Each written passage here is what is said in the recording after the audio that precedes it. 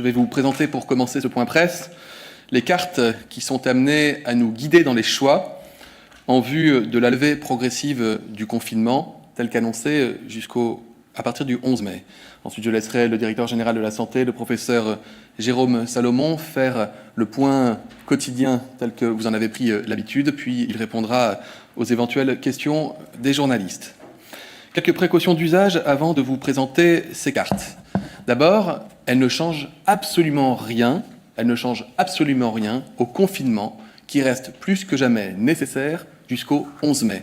Quel que soit le territoire dans lequel vous vous situez ce soir, ça ne doit pas changer vos pratiques. Il est important de rester chez vous, car le confinement jusqu'au 11 mai est l'une des conditions essentielles pour nous permettre justement de lever progressivement ce confinement. Ensuite, quelques autres précautions d'usage. D'abord, les données que je vais vous présenter ce soir sont des données à date de ce soir, c'est-à-dire qu'elles concernent la situation dans notre pays au 30 avril.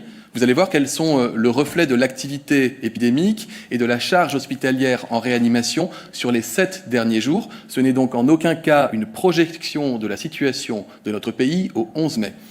Le Premier ministre l'a rappelé mardi, toujours dans son allocution à l'Assemblée nationale.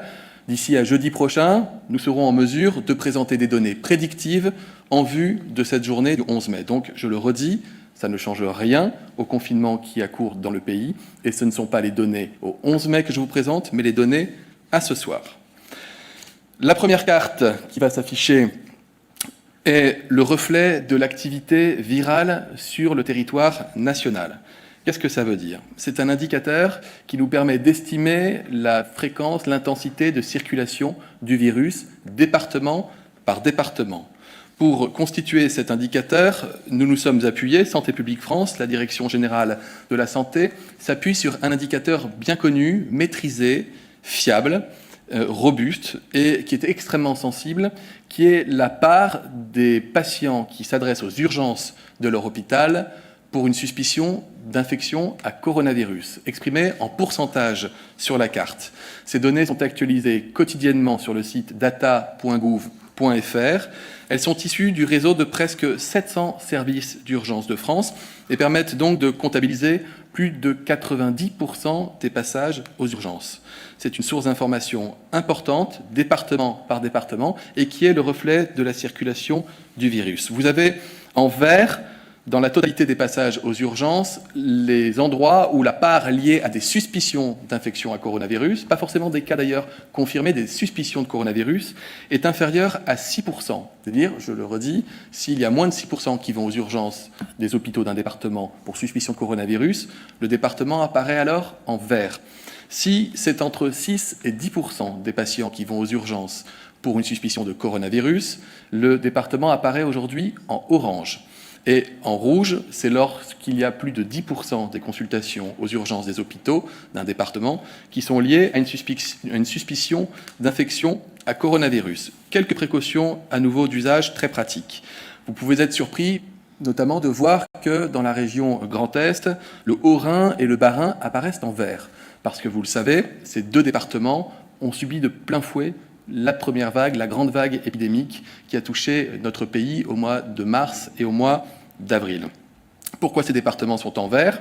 Non pas parce que la pression hospitalière y serait faible, vous verrez sur la carte suivante, mais parce que nous constatons qu'actuellement, parmi les passages aux urgences, un nombre limité sont liés à l'infection au coronavirus, ce qui veut dire que sur les 7 derniers jours, l'activité épidémique Covid y est considérée comme maîtrisée, ou en tout cas plus faible que les normes et que les seuils que nous avons fixés. À l'inverse, vous avez un département qui apparaît en rouge dans le sud-ouest de la France, qui correspond au Lot, qui a l'air comme ça assez isolé en rouge, parce qu'il y a un certain nombre de passages aux urgences qui ont été motivés par une suspicion de coronavirus, ce qui ne veut pas nécessairement dire que l'activité épidémique a vocation à rester intense ou à demeurer réelle dans ce département.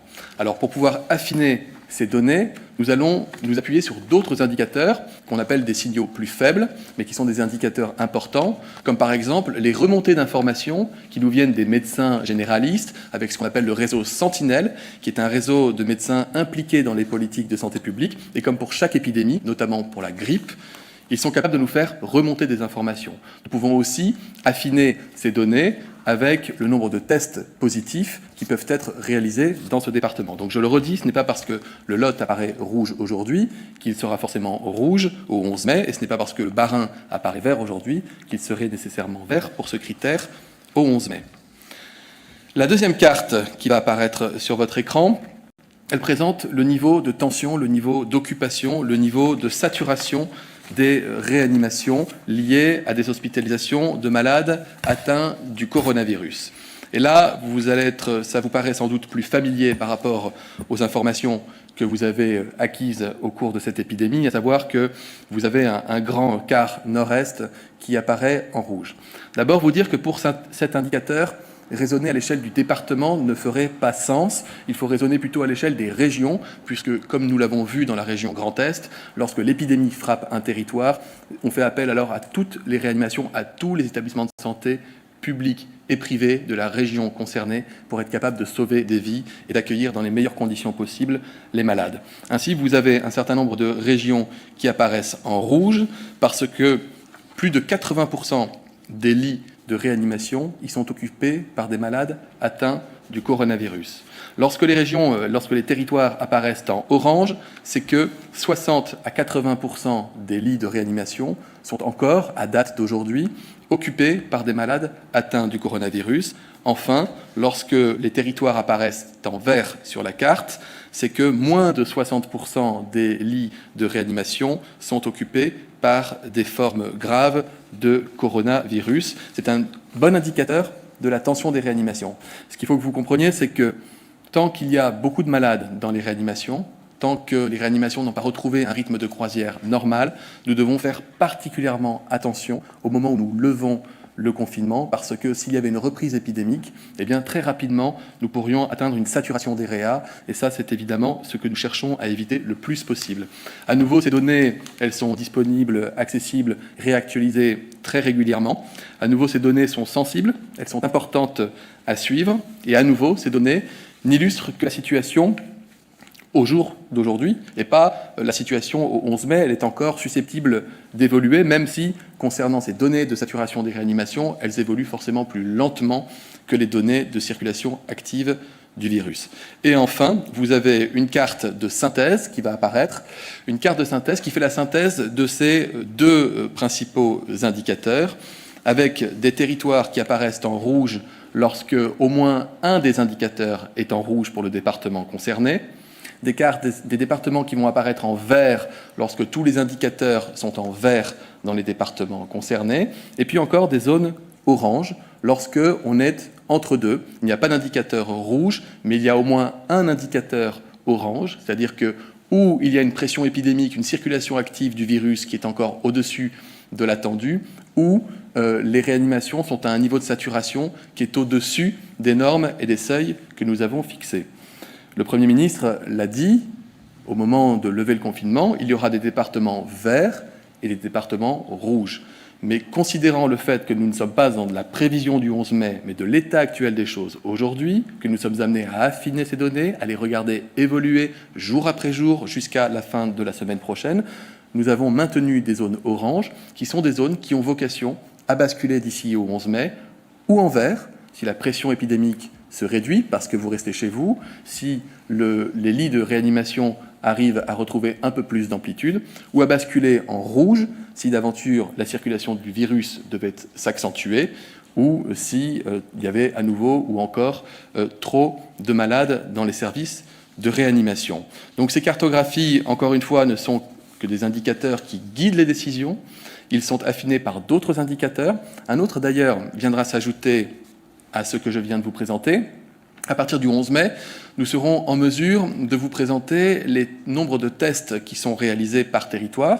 Vous savez que nous activons tous les laboratoires de ville, les laboratoires hospitaliers, les laboratoires vétérinaires, de recherche, de gendarmerie, de police, pour pouvoir être en mesure de tester tous les cas symptomatiques, de tester toutes les personnes contacts, avec un gros travail derrière pour faire ce qu'on appelle du contact tracing, c'est-à-dire aller repérer tout l'entourage proche des personnes qui seraient malades, de manière à les isoler, pour les protéger et protéger le reste de la population. Si d'aventure on devait s'apercevoir que le nombre de malades devient supérieur à ce que nous avions prévu de pouvoir tester sur un territoire donné, ça pourrait être une information importante et nous vous la communiquerions. Mais sachez que nous mettons tout en œuvre pour préparer notre pays dans la perspective du 11 mai. Nous rappelons l'objectif, être capable de tracer toutes les personnes symptomatiques, leurs cas contacts, d'être capable d'isoler les personnes qui peuvent présenter des symptômes ou qui sont susceptibles de transmettre la maladie, de manière à protéger les Français.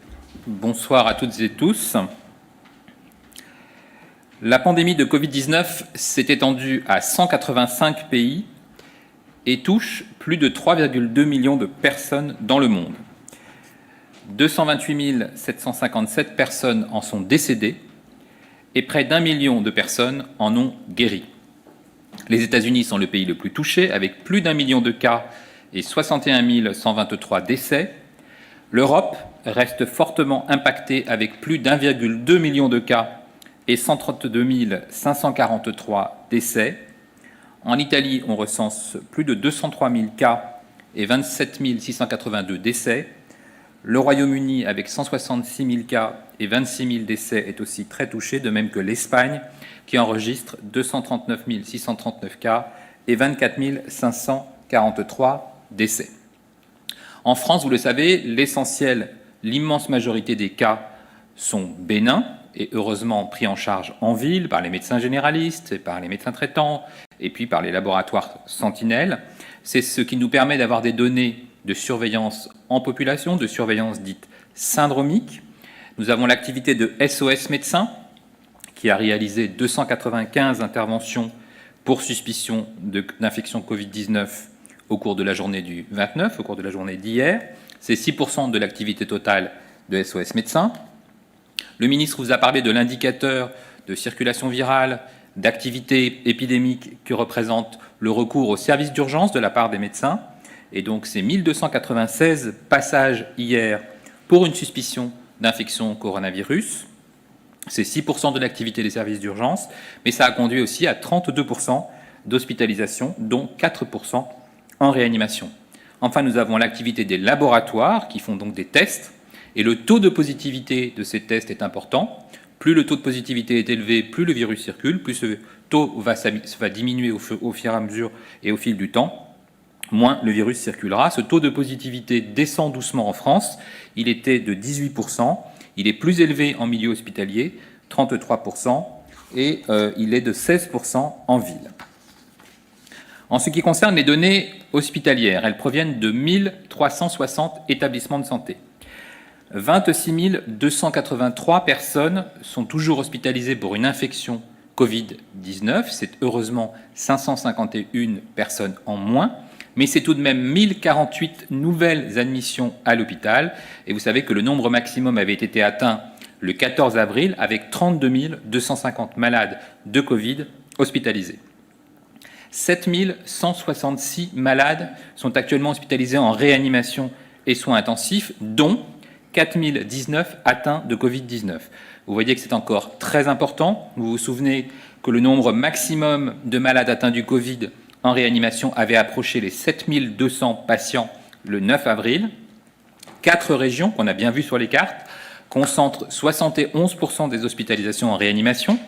Il s'agit de l'Île-de-France, 40%, le Grand Est avec 13%, Auvergne-Rhône-Alpes et Hauts-de-France, respectivement chacun 9%. Au cours des dernières 24 heures, 121 nouveaux patients graves ont été admis en réanimation. En tenant compte des sorties, fort heureusement, le solde reste négatif, avec 188 patients en moins. C'est un besoin de lits de réanimation qui baisse lentement, mais régulièrement, et qui est évidemment fondamental en termes de tension hospitalière et de mobilisation de toutes les ressources humaines. Dans les Outre-mer, on relève 75 hospitalisations, dont 21 en réanimation, et on approche désormais les 50 000 personnes guéries sorties de l'hôpital, auxquelles il faut ajouter évidemment les dizaines de milliers de personnes qui ont guéri spontanément en ville sans nécessité de passage à l'hôpital. Vous le constatez, cette épidémie est massive, elle est sévère. Nous avons dépassé les 91 600 personnes hospitalisées depuis le 1er mars pour cette infection coronavirus, dont près de 16 000 malades ont dû être pris en charge en réanimation. La circulation du virus, vous l'avez vu, reste à un niveau élevé dans de nombreux territoires. Nous devons donc tout faire pour respecter le confinement, respecter les gestes barrières qui doivent devenir des réflexes et surtout les mesures de distanciation physique et sociale qui vont rester, là encore, pour plusieurs semaines d'actualité. Nous surveillons avec beaucoup d'attention la situation dans les établissements sociaux et médico-sociaux. Vous savez que c'est un secteur fondamental, le secteur social, le secteur médico-social, qui mobilise plus de 400 000 professionnels très engagés dans le champ du médical, du paramédical, du médical et du médico-social, pour plus de 800 000 résidents et autant de personnes qui sont en situation de handicap. Je tiens ce soir à les remercier toutes et tous qui permettent, vous le savez, aux résidents de se maintenir en bonne santé dans des conditions parfois difficiles. Le confinement est, vous le savez, parfois très mal vécu. Et donc je tiens à tous les remercier, évidemment les médecins, les infirmiers, les aides-soignants auxquels on pense aussi, mais aussi toujours celles qui sont très importantes et peut-être les professions qu'on oublie, toutes les professions qui aident beaucoup le quotidien. Je pense par exemple aux kinésithérapeutes, aux ergothérapeutes, aux éducateurs, aux travailleurs sociaux, aux psychologues, qui améliorent le quotidien de toutes ces personnes. Nous avons 7 109 établissements, dont 4 488 EHPAD, qui ont signalé un épisode d'infection à coronavirus à Santé publique France sur le portail national des signalements. Ces signalements font remonter donc 32 355 cas confirmés d'infection coronavirus parmi les résidents. En ce qui concerne la mortalité, vous savez que nous surveillons la mortalité hospitalière, la mortalité en institution et la mortalité globale, la mortalité totale, qui est remontée à l'état civil. En ce qui concerne la mortalité hospitalière, nous déplorons 15 244 décès depuis le 1er mars. 82% de ces décès surviennent chez les plus de 70 ans. Nous notons aussi 37 décès outre-mer, 16 en Guadeloupe, 14 en Martinique, 6 à Mayotte et 1 décès en Guyane. En ce qui concerne la mortalité en EHPAD et en établissements médico-sociaux, nous déplorons 9 132 décès survenus dans ces établissements et rattachés au Covid-19 depuis le début de l'épidémie. Depuis le 1er mars donc, en additionnant les décès hospitaliers et les décès en institution, nous avons un total de 24 376 décès en France. L'évolution de la mortalité générale, toutes causes confondues, est surveillée de façon très attentive. Je vous donne les données d'hier. À l'échelon national, vous savez que nous observons un excès de décès par rapport à la mortalité attendue à la même période. Cet excès est observé depuis mi-mars. Il poursuit sa hausse depuis la semaine 12 et il a atteint un pic en semaine 14 et 15, mais il est toujours en hausse en semaine 16, qui est la semaine du 12 au 19 avril, où il atteint plus 31%. À l'échelon régional, sur la même semaine, cet excès est observé dans 7 régions, Île-de-France, Grand Est, Auvergne-Rhône-Alpes, Bourgogne-Franche-Comté, Hauts-de-France, Centre-Val de Loire et Normandie. Et en semaine 17, donc la semaine du 19 au 26 avril, cet excès émerge déjà en Île-de-France. À l'échelon des départements, en semaine 16, nous avons 32 départements qui présentent un excès de mortalité, dont 3 avec un niveau exceptionnel, les Hauts-de-Seine, la Seine-Saint-Denis et le Val-d'Oise. Et en semaine 17, la semaine dernière, l'excès de mortalité émerge dans 6 départements, dont 3 sur 8 sont en Île-de-France et 2 sur 6 en Centre-Val-de-Loire. Vous savez que nous avons accès aussi, grâce au certificat électronique de décès, aux causes de mortalité. La certification électronique des décès indique que dans 8 942 décès, il existait une mention d'infection au Covid-19 parmi les causes médicales de décès, donc recensées depuis le 1er mars. Cela représente 29% de l'ensemble des décès certifiés par voie électronique. Enfin, il y aurait en France 129 581 cas confirmés d'infection à coronavirus, selon les estimations de Santé publique France. Je vous remercie. Nous passons aux questions des journalistes. Une question des Échos tout d'abord à propos des départements qui seront en rouge le 11 mai. Dans ces départements, y aura-t-il une possibilité de déconfiner un peu, en d'autres termes, d'assouplir les règles actuelles ? Alors, vous avez noté que le Premier ministre avait eu un discours extrêmement prudent qui est totalement justifié par l'évolutivité de la situation. Les cartes que vous a présentées le ministre des Solidarités et de la Santé, Olivier Véran, ce soir, sont des cartes instantanées. C'est la photographie de la situation actuelle. Cette situation va beaucoup évoluer et ce sont les Françaises et les Français qui vont faire évoluer cette situation. D'abord parce que vous avez vu que la circulation de l'épidémie, l'activité de l'épidémie, sa cinétique, sa dynamique, il faudra qu'on trouve le bon terme, elle est variable dans le temps. Il y a des gens qui se présentent aux urgences, qui appellent le médecin traitant, qui appellent SOS médecin. Et donc nous avons besoin d'un signal quasi quotidien d'activité de ville qui nous donne une alerte précoce ou qui nous rassure au contraire sur les suspicions d'infection à coronavirus. Le taux d'occupation en réanimation est plus préoccupant puisque vous le savez que c'est une charge considérable pour les équipes soignantes qui ont fait des efforts majeurs depuis des semaines pour porter la capacité de réanimation française de 5 000 lits à 10 000 lits. Nous observons que nous sommes encore à plus de 7 000 lits qui, évidemment, prennent en compte des malades atteints de Covid comme des malades atteints d'autres affections. C'est un poids pour l'hôpital, mais c'est surtout une difficulté pour une prise en charge d'autres activités. Et donc, c'est une difficulté au redémarrage de l'activité chirurgicale lourde, par exemple, pour les hôpitaux les plus impactés. Donc, c'est un élément important de l'offre de soins et de la capacité d'un établissement à reprendre une activité normale. Cette évolution, elle va se faire dans les deux sens, potentiellement. La situation peut s'améliorer grâce aux efforts des Français dans leur respect du confinement et dans leur respect des mesures barrières. Elle peut éventuellement s'aggraver, et c'est pour ça que nous aurons cet indicateur en permanence pour donner un signal aux Françaises et aux Français qu'il se passe quelque chose, qu'il y a à nouveau des cas groupés ou que l'activité médicale en ville augmente. Évidemment, ce n'est pas ce que nous souhaitons, mais nous avons besoin de ces indicateurs quotidiens pour vérifier l'évolution d'ici au 11 mai, et puis à partir du 11 mai, s'appuyer sur l'ensemble des données dont nous disposerons, en particulier ce que je vous présente tous les soirs en termes d'activité de médecine de ville, d'activité des laboratoires, de recours aux urgences, pour suivre le plus finement possible, le plus efficacement possible, l'évolution de la situation lorsque les mesures seront levées. Évidemment, le Premier ministre l'a dit, les départements, les régions qui seront en rouge devront faire encore plus attention, devront être encore plus vigilants. La population sera appelée vraiment à un respect strict des mesures barrières, à un respect strict de la distanciation physique d'1 mètre. Et puis nous lèverons petit à petit, tous ensemble, progressivement, étape par étape. Mais vous savez que nous sommes déjà dans une première phase du 11 mai au 2 juin, où nous allons surveiller de très près, évaluer l'impact de ces premières mesures. Une autre question sur ces départements en rouge, par CNews cette fois. Édouard Philippe a expliqué que le déconfinement serait plus strict dans les départements rouges. Le professeur Delfrécy a indiqué par ailleurs qu'il serait préférable de porter un masque dans tous les lieux publics. Donc, à partir de la carte présentée ce soir, est-il envisageable que le port du masque soit étendu à l'ensemble des lieux publics dans ces départements rouges ? Alors, nous n'en sommes pas là. Vous savez que pour l'instant, c'est une carte qui est indicative.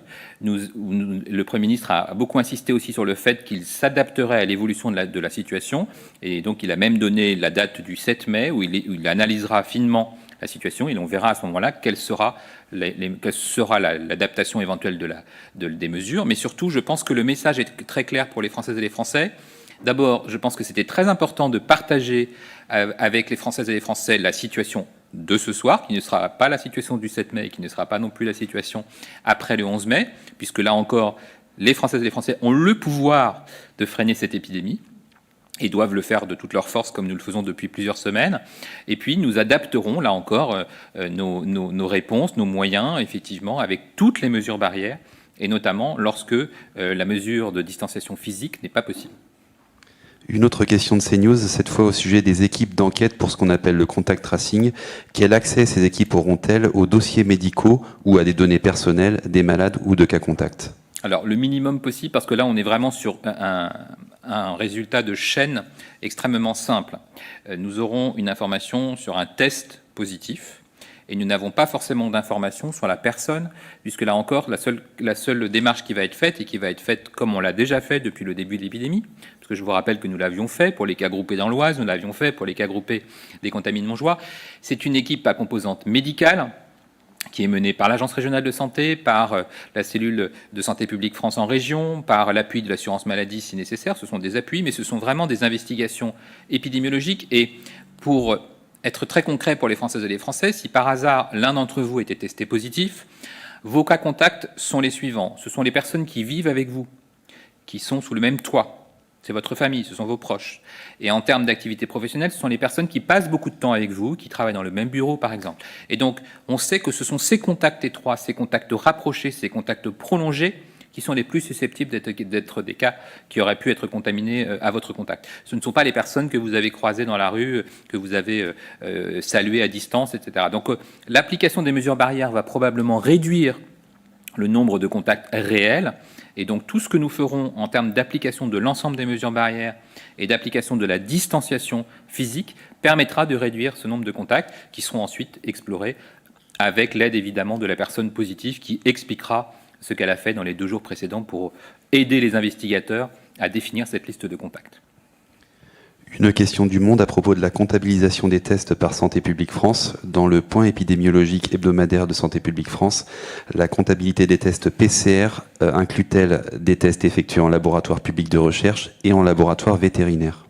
Alors, pas pour l'instant. Nous avons, vous le savez, Santé publique France publie l'ensemble de ces données, un réseau qui s'appelle un réseau 3 labos, qui est basé sur de grands laboratoires de ville, mais aussi de l'activité hospitalière. Nous avons de notre côté, par les hôpitaux, l'ensemble des tests effectués par les établissements hospitaliers. Et nous aurons, avec cette mobilisation de l'ensemble des laboratoires, à construire dans les tout prochains jours un système d'information unique, national, qui permettra de regrouper l'ensemble des données concernant les tests, l'ensemble des données évidemment concernant les tests positifs, pour que nous disposions d'une base nationale facile d'accès pour les investigateurs, pour pouvoir vous donner des informations sur le nombre de tests réalisés en France, sur le nombre de tests positifs, et surtout aider dans cette campagne très importante qu'a rappelé le Premier ministre, qui est l'importance de dépister, de tracer les contacts et d'isoler les personnes malades.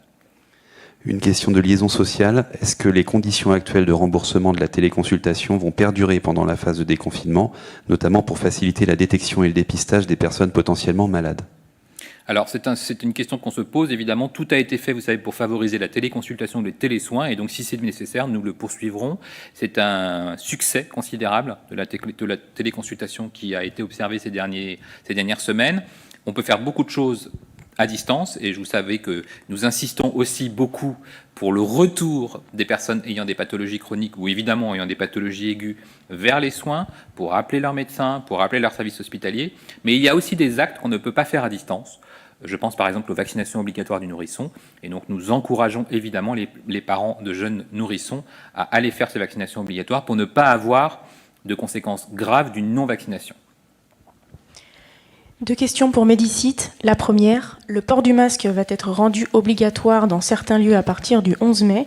Ces masques devront-ils obligatoirement être homologués ou pourra-t-il s'agir de masques fabriqués à la maison ?